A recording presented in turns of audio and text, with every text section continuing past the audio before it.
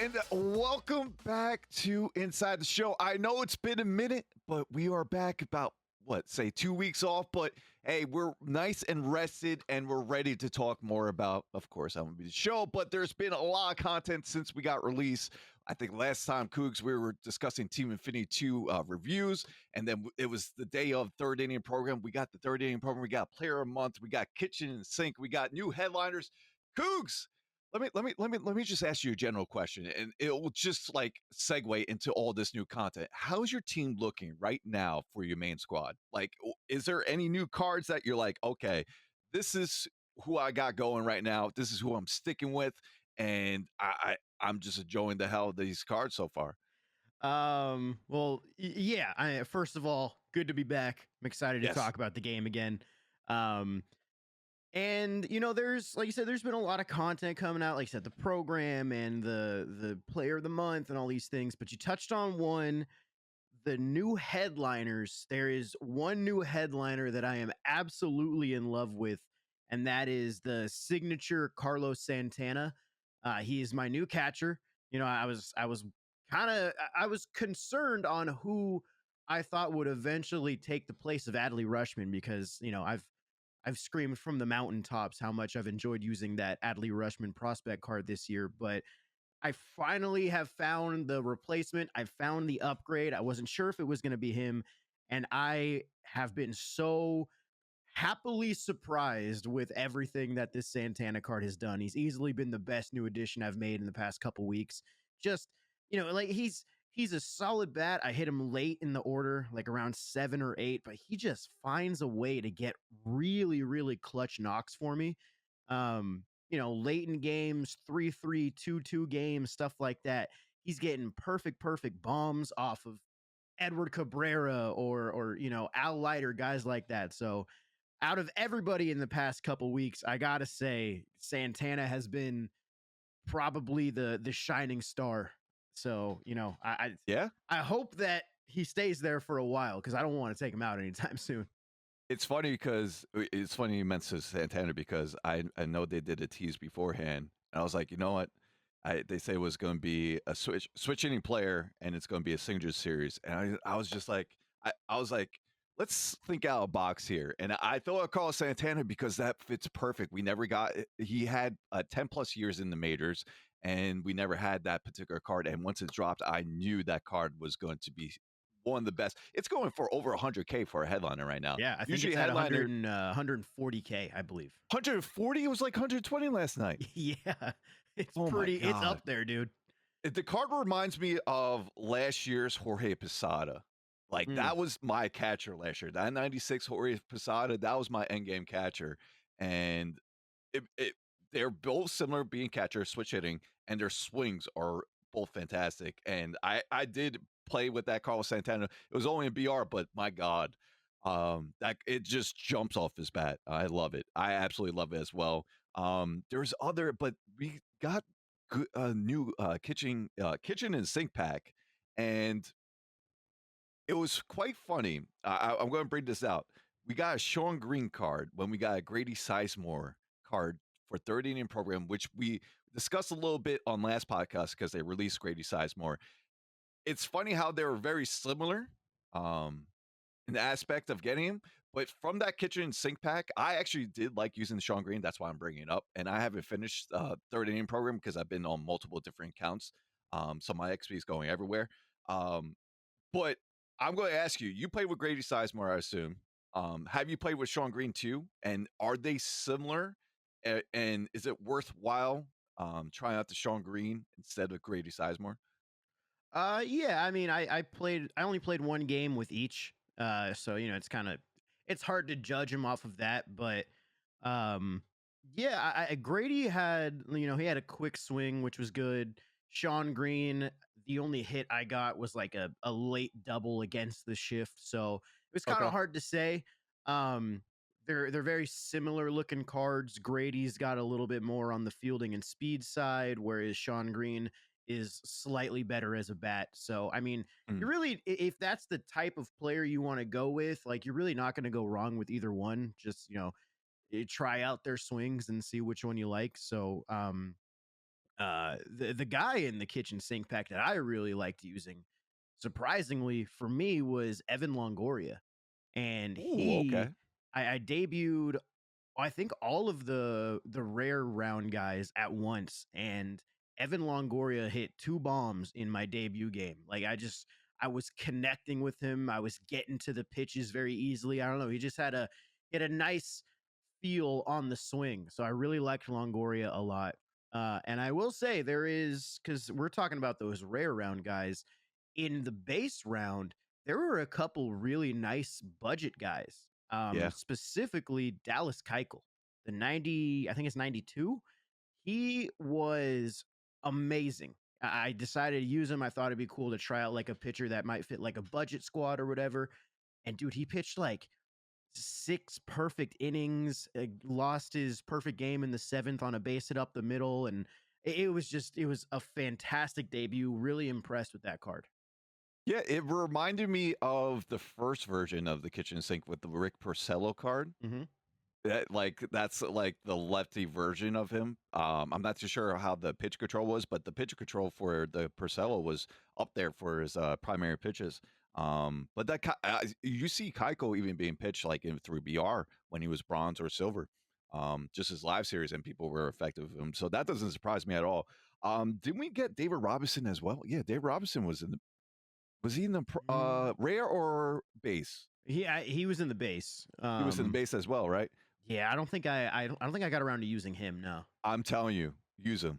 Yeah. He's I don't know what it is. His cutter just feels different than other cutter. It's very Mo-like, Okay. Okay. which is fun. It's ironic because he's another Yankee and he kind of replaced Mo after he retired. But it's very, and then he has a knuckle curve, and I like that he has a 4-seamer and 2-seamer. I like when having a cutter and 2-seamer. Or of course, if you don't have a sinker, it's better with that repertoire. But 2-seamer, I think, still works the same to try to jam righties and then come back with the cutter outside or inside as well. But yeah, that David Robinson I really liked. We got a Darren O'Day prime card. I never expected to see a diamond Darren O'Day card. I don't know about you.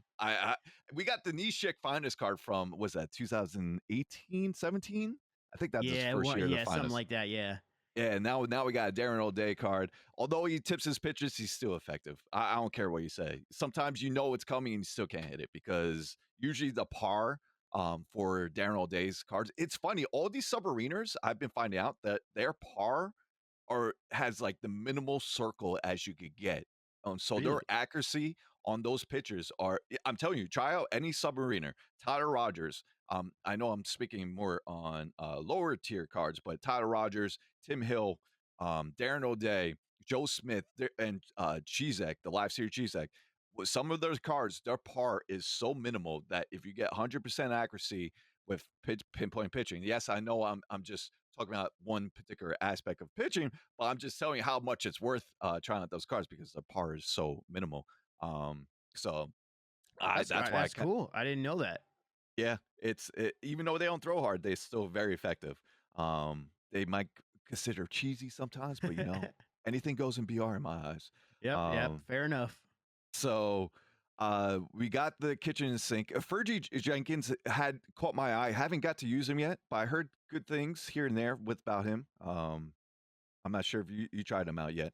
Yeah, I used him. He did really well for like the first, I think, 4 innings or so. And then I don't know if it was myself being too predictable with like my pitch sequencing or whatever, but he started to get hit a little bit harder. So I think he's still a very solid starter to have. You just got to be you got to be aware of how you sequence your pitches and stuff. Oh yeah, without doubt. I mean, that just goes for everything. It's just I feel like I want to go over all the content that we discussed, but one that's pointing out to me right now, we had another switch hitting from headliner, and that was 95 postseason 1960 Mickey Mantle. We got our first big diamond Mickey Mantle, who has 125 power against lefties. I think it's 119 against righties, although I believe his contact is a little bit lower than what we saw on his 99 card last year, but still any Mickey Mantle card, I'm here for it. On board, yeah. So I was excited. It feel like the headliners are progressively getting better as we go. Yeah, no, I agree. There's they're building as they should. They're starting to Mm, scale it with some of the other content that's coming out. Um and just like you said, the 95 Mantle, the 95 Santana. I think we got a good I think we got a good pitcher recently. I could be remembering wrong. I know we just got a Cliff Floyd 95 Brian Roberts. Like they're scaling these overalls up. So it's only going to keep getting better, and I'm already excited to see who the next one's going to be on Tuesday. Oh yeah, without doubt. Now I want to bring out the headliners and seeing us that are like progressing and getting better. There was discussion within the community, and that was events boards.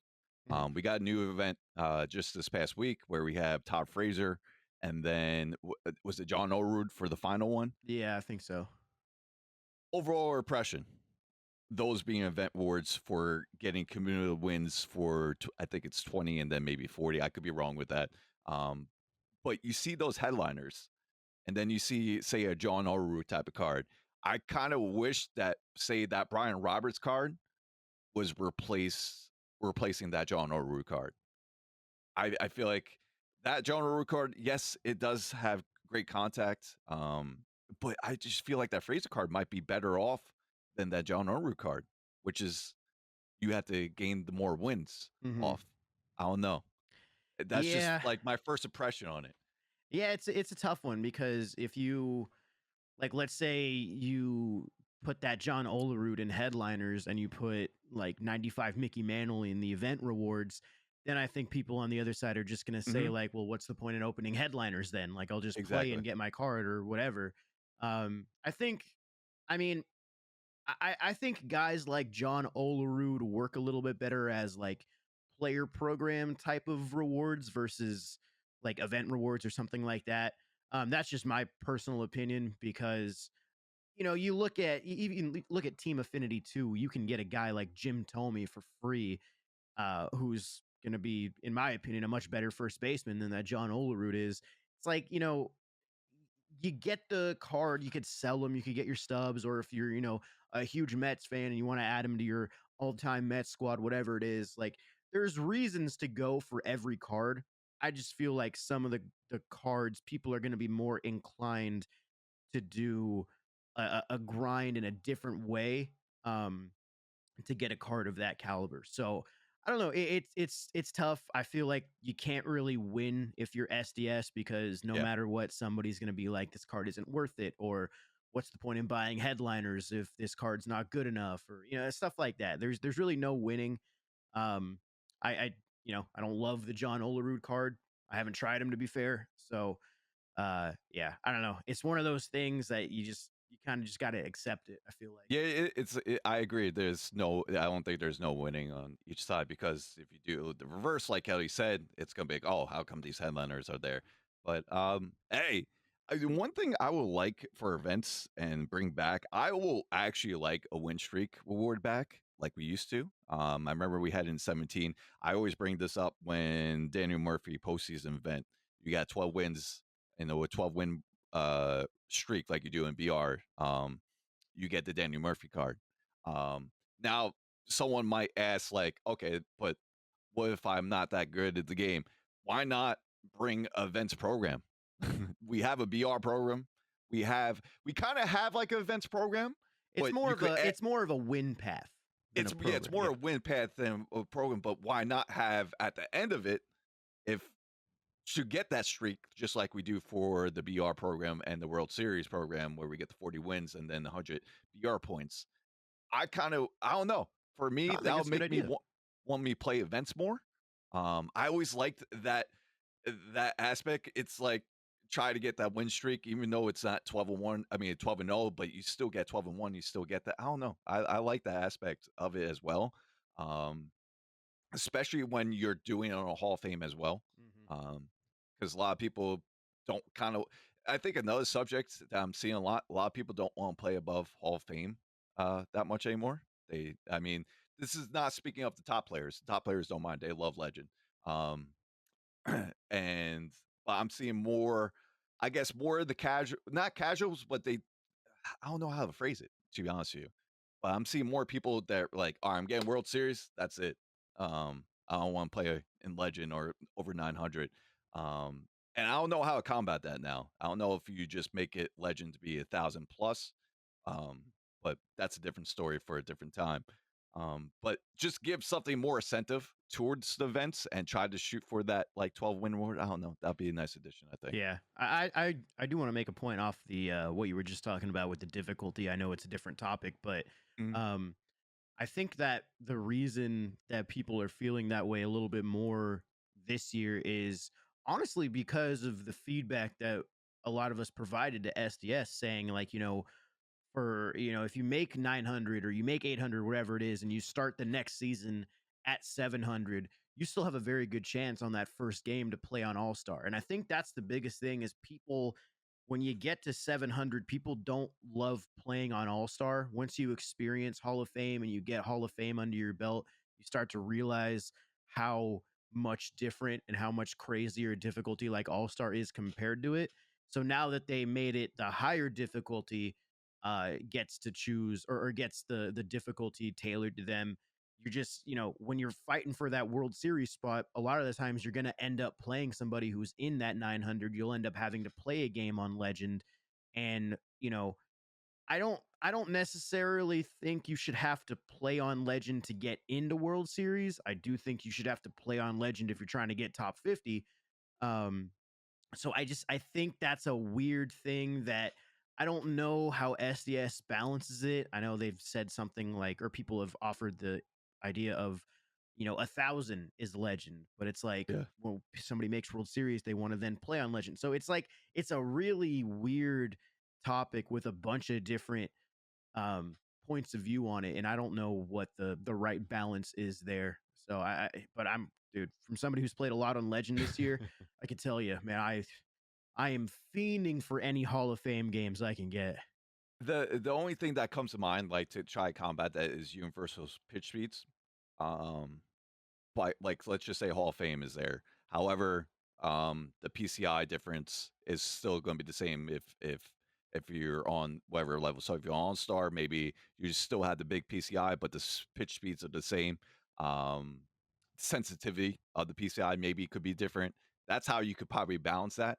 That's a whole different approach. That's not something that you do mid-year. That's something you plan for a whole new year. But I think maybe bringing back universal pitch speeds, which we did have. I don't remember when was the first year that we had different pitch speeds. Was that 18, 19? Ooh, I don't know.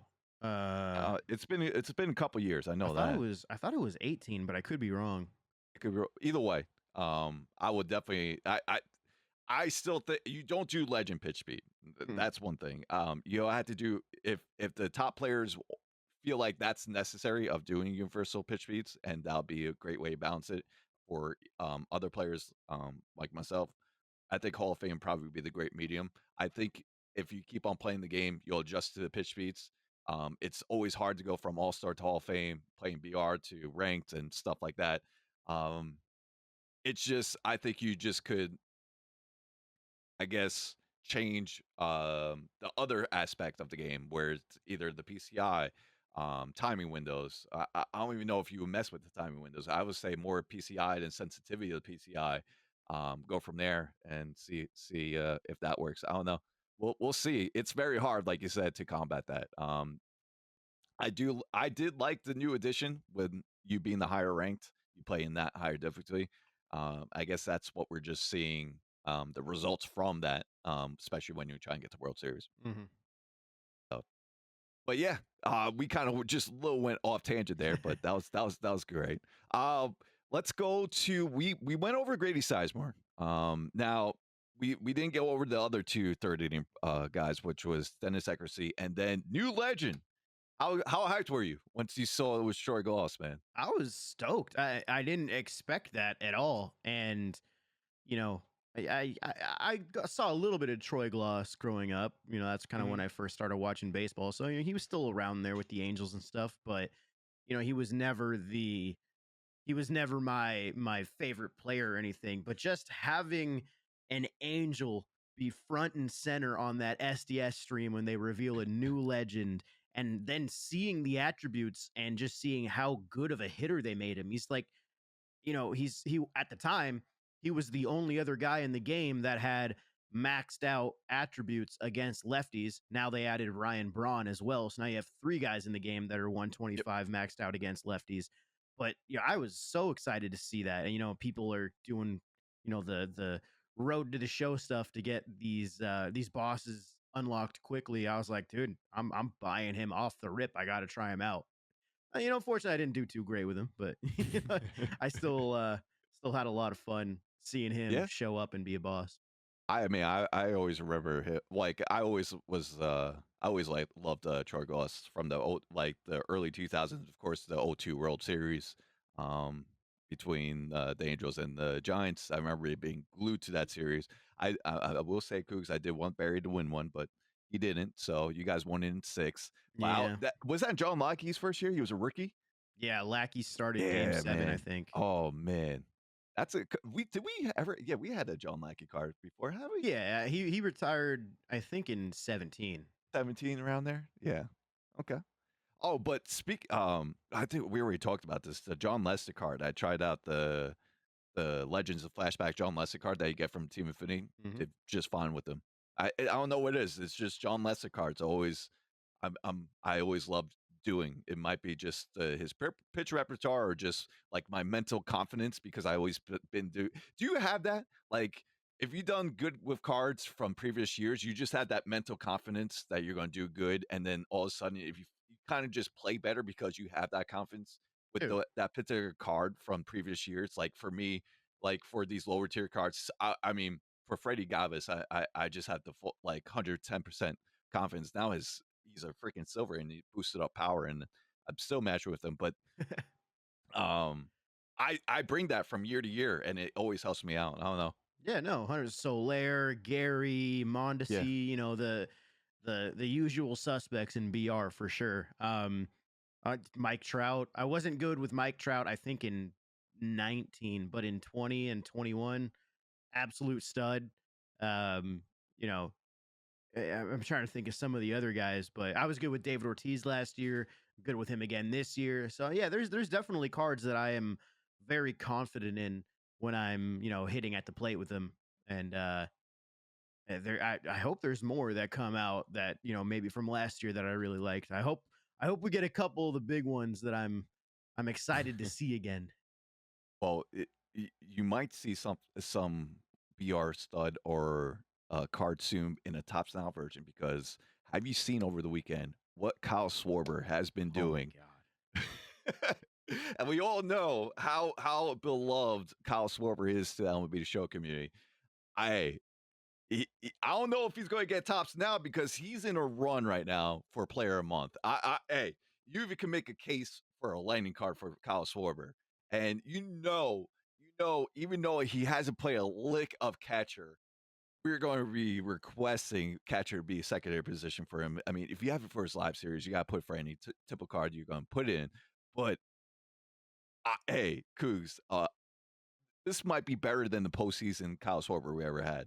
Because we usually get that. I don't think we got that last year, but the We past did couple not. years before that, we got the 2015. I think it's 2015 postseason Kyle Schwarber. But now we might get a Tops Now card. Dude, there's some good Tops Now cards that can come out. Maybe not this week or next week, because we also got another 3 home run game from Ryan Mountcastle. So Mhm. hey, get ready for these Tops Now cards. I think we're on the cusp of it being close to what we saw last year when we started out. So I expect good. I mean, look at that Patrick Wisdom card. Yeah, I was That gonna card bring was him up. He's a stud. so. I'm excited, and the possibility to get Kyle Schwarber is going to be fun. Yeah, and like you said, we didn't get that Diamond Schwarber last year, so I need my Diamond Schwarber fix SDS. Come on, get him in there.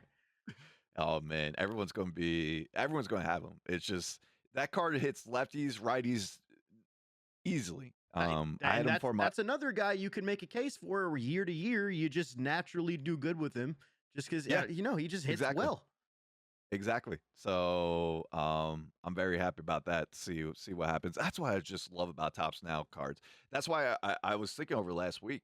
I brought up example of what I would like to see even further. Not even Tops Now, but like say for player a week. I love like a player a week type of boost for their live series card. So what my example is Ryan Mountcastle. It's funny that he just hit a home run game, but I brought the example of Ryan Mountcastle. You got player of the week. So I was like, all right, his live series is 72. Let's boost up that card just similar how we saw the limited Tatis card for say a week. On how you would do that, keep him as a bronze, but have an inside edge type of thing, sort of upgrade. It's not inside edge, but it's just be say player of the week boost and it's going to be he plays as a 93 or like say a 90 like 90 to 93 overall. He's still a bronze, so it doesn't really affect the market. Like you can't quick sell that bronze for 5K because it's not a diamond. So that kills that aspect. But say he has that boost for a whole week because he was player of the week. You could get some of those lower tier cards be playable for that week, just like I mean, that Tatis face or franchise was always playable, but that was later into the year. So then he became a 99, and we saw. I think he was in everyone's lineup for those 48 hours. Um, and I would like to see that type of thing added on to like dynamic type of cards or moments on top of Tops Now, because Yeah. not every player week player is going to get a Tops Now card, just like how Matt Castle didn't. So Yeah. Well, you know who would be, I don't think they've released who won player of the week so far, but you know who would be perfect for that? My boy Shohei Ohtani. You know we're not going a whole podcast without me talking about Shohei Ohtani. Dude, in the last 6 days, he homered 6 times and threw 6 innings with 1 earned run allowed and got the W that night. Like, bro, every single time you see an Angels highlight, it's Shohei Ohtani going yard and Shohei Ohtani doing something.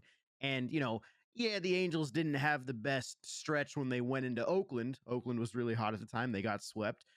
But, you know, they came home, they got back on the winning track, and Ohtani was without a doubt the biggest impact maker this entire week for them. So imagine Shohei Ohtani as a 83, whatever he is right now. mhm. Imagine he gets bumped up to a mid 90s card with, you know, the system that you're talking about.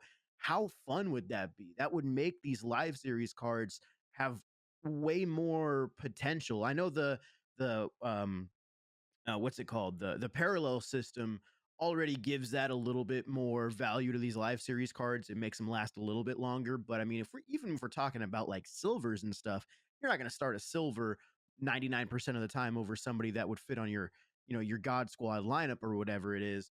So if you make those cards usable for a week or a couple days or whatever it is, people would eat that up. I think it's a great way to continue to evolve these different types of series of cards and make live series cards still fairly valuable. And it would also have an impact on the market. People could invest in, you know, cards like this for a couple days. You know, people could invest in a, you know, like you say, if Freddie Galvis won player of the week, people could invest in silver player of the week Freddie Galvis live series and make some stubs off of that and sell them back after. You know, there's so many ways to make some really exciting dynamic content with that. And that would be such a good addition. I'm all with you on that. Yeah, and then think of BR too. You have a bronze round, you get that Ryan Mountcastle. He's playing as a 90. What? Okay, give me that diamond. Yeah. So Another thing, kind of going with IRL baseball, is that we just got an announcement yesterday that the number 1 prospect, Wander Franco, is yes, finally going to be coming up to the majors. The Rays are calling him up, and you know, us being in the MLB The Show community, we all kind of think the same thing. When is future stars Wander Franco going to be here? Are they going to do it this week? And I don't think they would do that this week. It seems a little early to release 99 overall future stars when we're barely even getting that. it, Um, but we got that Vlad right away. that was a prospects. No, we got it was a future star card, Vlad Oh, yes, Guerrero, yes. when he got called up, was it? Yeah, but it wasn't. It was a 95 5. And last Yeah. year, we started getting those Future Stars cards up to 99. Okay. So Fair that's enough. what I'm saying. However, I did get an interesting tweet. I tweeted yesterday. I doubt we'll get it this week since he'd be at 99, but I want Future Stars Wander now. And I got a tweet replied to me from XT John, who I think is a competitive player, top 50 type of guy. He said, they can do the break the rule thing and make his prospect a 99 overall for a week. And that way we basically get a 99-esque Wander Franco with the hype that's on his level, even though we don't get the 99 official card. So they could Mhm. do that. Make Wander Yeah. Franco a 99 for 5 days, 4 days, 48 hours, whatever you want, and just let people be excited about that guy and use him in rank. So like there's ways they could add this content in without having to fully commit or fully change the system. Mhm. And not only that, they are marketing baseball at the same time. You might not see it because you're playing a video game, but they're marketing baseball with this young stud, top prospect in MLB. Um, Maybe younger players don't really know about him. They'll say, "Oh, what's this card? He's a now 99 top prospect." They learn about him and then become a fan with him. I mean, that's kind of like marketing right there. Mm-hmm. So it's like a win across the board. Um, Absolutely. so yeah, I'm down for that. I like the limited. I loved when they did the Tatis limited card. It's fun. I mean, it only lasted for a certain amount of time, so it's not really going to like be a big strain on like, oh, hey, they keep on I don't even know how you combat that. I don't know how you even get on that with the limited cards. So I don't even know where I was going with that, by the way. Um, but either way, I'm just saying overall that I like limited cards, and I would love to see them come back in some shape or form, like you mentioned there. Yeah, and I like you said, I love what they did with the Tatis thing last year, and I was hoping they were going to do more stuff like that this year. And so far, they haven't really done anything. So I'm just kind of waiting for that to happen. So yeah, we'll see. Yeah, I was kind of hoping for a Mercedes Yeah, limited card when he went through, with the Grand Slam as well. Got just been another unwritten rule card for like a couple days. I don't Yep. know, but yeah, there's been I mean, there's been a lot of content. We got a couple new player programs. We got Dave Parker, the Cobra, and then I believe we got Juan Marshall. I always botch his name.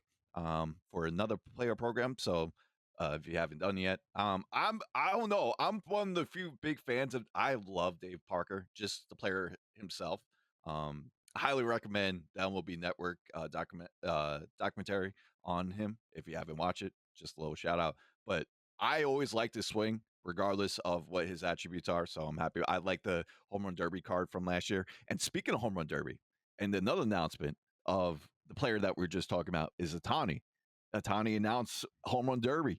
He's going to be participating at Coors Field. And we all know what happened in 2019, especially for MLB Show content. We got the home run derby cards, the All-Star cards. So we expect to see that again this year. And a 125 Otani power card, Cougs. I don't even care what his contact is, because they don't juice it up like all around balance card, but the power is going to be there. But still, that's going to be a lot of fun to see. Do they give every participant a card, or is No, it only like the top 4? only I think it was only the top four. I think we got for no, actually, we got Acuna, we got Jock. I'm not Pete? sure if we got Swarber. Did we get? We definitely Are get you Pace since we won it. you're talking about 19, right? Yeah, Yeah. Jock, Acuna, Pete, and oh, who was it? Dang it, Vlad. that's gonna make me. Was it Vlad? Yeah, You it was said, Vlad. Yeah, it had yeah, to be Vlad. Yeah. yeah. So those I would expect the same. I guess they were in the semis. Mhm. So from the semis on, it makes sense. You're not going to do it for all eight. So you did it for. But yeah, I heard you just purchased tickets to the home run derby, so that's going to be fun to see. Atani's now one that participates. We have the potential of getting Tatis, Acuna. I would love to see Soto in it. I mean, there's so many players I would love to see it. I think whoever's in it's still going to be a blast to see. But yeah, This has the potential to be the most hyped content release MLB The Show has ever put out. Like, we were excited about finally getting Griffey last year, or finally getting Willie Mays. Even the April Player of the Month from this year, people were stoked about that one. Like, but if you're talking about the possibility of a maxed out power Otani, a max power Fernando Tatis Jr., Acuna, assuming these guys do participate, Ryan McMahon, he would be the perfect guy from Colorado to be in there. We already know what his Yep. tops now has done to, rank season records this year. Dude, it has the potential. It might not be there because we got to see. It has the potential to be arguably the most hyped content drop that we've ever seen in the game. Yeah, and that comes usually the night of too. Mm-hmm. So that's even like we'll all watch it, and then we're all waiting for that content drop. You better believe I'm taking my PlayStation to Colorado, Scuffy. Hey, you have to, man. You have to. And then we got the same thing for the All-Star game too. So that's gonna be that. We are what, 2 weeks away? No, about 3 weeks away. Yeah, something like that. Because it's on the 12th. Yeah, the Derby's on the 12th. I think the game's on the 13th. So we're 3 weeks away. No, 3 weeks away. Mm-hmm. So it's going to be fun. And by that time, we'll have Player of the Month for June 2. Yep. So that's going to be segue into, I expect Player of the Month be the week before, maybe around July 6th or July 7th. And then, oh, man. Yep. It's going to be. That's how it's been, though. Content has been dropping. It's living up just how it was last year for 20. We're seeing more content as is. Now we're seeing the higher overalls. Now going to the high overalls, do you think it's the right time to now start bringing out the 99s? Because we're seeing Vita Blue for World Series rewards. We got the 99 there, and then we got new legend. I don't think we discussed it yet. David Justice as well. Mm-hmm. I think is the 97. So, but we're starting to see the 97 to 99s come out. Personally, I don't mind them coming out this early because of the parallel system. You could get these 95s, 94s up to, say, the 97 to 99 tier. So you could combat that. Yes, I know you could power up 97, 99s and they'll be even better, but still you could compete with that. And like I say all the time, overalls are overrated in my opinion. So I'm excited to see we get 2 new cards tomorrow too for the BR program. I think we kind of already know who they are, Kooks. Am I right? You want to talk about it?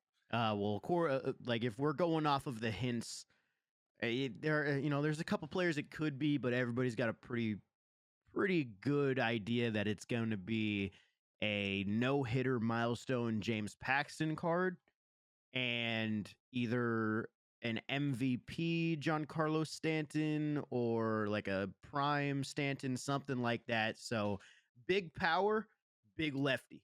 You got to choose there. So it's kind of like the last rewards too. Big lefty like Al Leiter, big lefty James Paxton.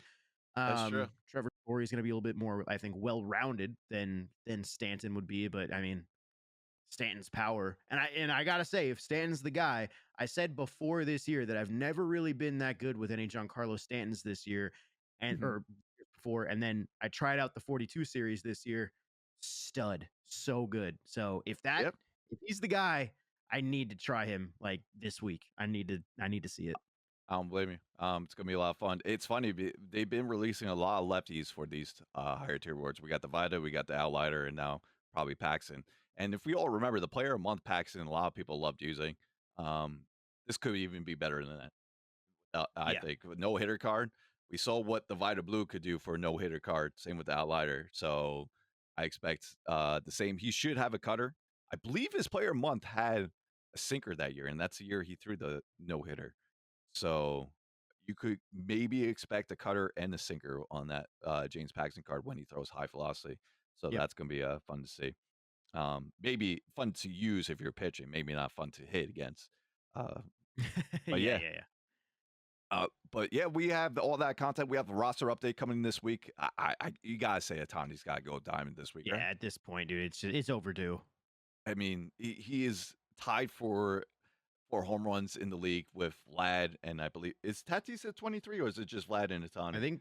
I think they're all at 23. I think. How about that home run race by now? And Acuna's right behind them.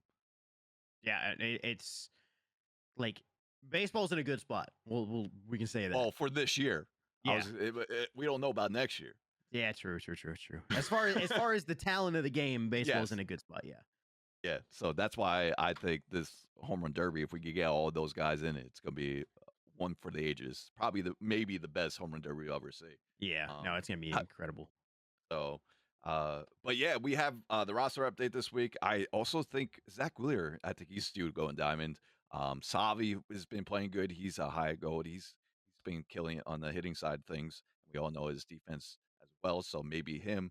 I feel like I'm missing someone that's very easy. Someone reminded me of this last night. I'm blanking out right now. That could else go Mm, diamond. Who was it? I'm uh, blanking right now. Someone's going to comment in the maybe YouTube video. Marcus Semien, Oh, maybe. Simeon, there we go. There we Yeah, go. yeah. Yes. Yeah, Marcus Speaking of Simeon. that, I don't even think Yeah. we touched on Player of the Month so far in No, this we did episode. not. And that's a good way to, I guess, end out the episode for here Yeah, for because sure. we Yeah, only got a few more minutes to spare. yeah. So how about it? Marcus Simeon? To be honest with you, the one reason why we haven't been recording an episode, I've been busy with work. Work has been absolutely crazy on my side, so I haven't even finished the program. So I'll let you just review the cards through it because I haven't even played or finished. I've been playing games on the side and just getting my winker that way. I haven't even done Yeah. the moments for it yet. But yeah, have at it for the player month review for May. Well, I mean, in my opinion, I think it's a solid program. I don't think it's as good as April. I think Semion's a really good, like a good bat. I think if you don't have Jackie Robinson, I would say Semion's probably the best second baseman of the game. Like I would definitely say, you know, get him if you're, don't want to dish out the stubs to get all the 42 cards to get Jackie. Just rock with Semien for a while and wait for those 42 packs to continue to be released. So yeah, Semion's good, but overall, it feels like it just felt like it was kind of like a weird program. I don't know. Like you got Jesse Winker in there, which is great. 89 overall. I think people were expecting possibly a little bit better, especially with the month he had. And honestly, I use Jesse Winker on my bench in ranked seasons, but I still use his live series because his live series is way better against righties on that card. Plus, you get the inside edge boost, so that's cool. Brandon Crawford's an interesting card. Uh, you know, people say his swing is really nice, but that 48 contact against lefties is not my favorite. We got a Ramon Loriano with literally no contact against Yeah. righties and max contact against lefties. It's just a weird card. Uh, the return of another diamond Corey Kluber. Mhm. I did use him, didn't find him quite as good. The hits per nine, or I'm sorry, the velo. I think he's just not. There's something different with Kluber this year, so I don't think he's going to be nearly as a pain as he's been in years past. And you got an Abreu, and we got a Zach Wheeler, and like I said, overall solid program. But I think we were spoiled with that Yeah. April program a month ago. Yeah, we're definitely spoiled. I think it's still, like you say, a good program. Not better than April because we're definitely spoiled. But hey, June's leading up. If we don't get a tops down Kyle Schwarber card within the next 2 weeks, you could expect him being that player month. And I'm not. Hey, give me a 90. I don't even care if he's lining. If you get a 94 overall to 90, like 94 to 97 Kyle Schwarber, oh my god. Whatever you do with Kyle Schwarber SDS, I don't care if he's an 85. I don't care if he's a lightning 97. It doesn't matter. You have this chance. Put catcher on Yes, that please. secondary. Do not mess this up, please. Yeah. The community is begging you. Yep, they'll go up in arms if it don't catch her, especially for his live stream. I think they'll do it. They see that now. We see that with Jimmy Fox. They make sure, and they say it. I believe Louis said that in the last stream. Like, don't worry, he has catcher for secondary, so you can use him catcher. So, I expected the same. It's funny how he still has catcher secondary, but hey, for us in the MLB show community, we love it. Yeah, all But about it. yeah, so that's going to do it for today. It's good to be back, talk about all this content. Next week we'll be talking about the BR. We should have lined up another interview as well. We'll confirm that either next episode or after that. And Kooks, it's good to be back, man. Oh yeah, man. All Looking right, forward to so doing more episodes. exactly. We'll be back here better than ever next week. And thank you guys for listening. Make sure to follow us on Twitter. We're at Inside the Show PC. Once again, Inside the Show PC. We are also on YouTube, youtube.com/Inside the Show. Once again, youtube.com/inside the show. Comment below of any questions you have. We'll make sure to look through that and answer for the next podcast. And yeah, Cougs is at Cougs46 on Twitter. I'm at Scuffy McGee TV. You guys have fun grinding. Hey, if you're going for the BR program, may the best luck be you. Happy drafting, and we'll see you guys next time on Inside the Show.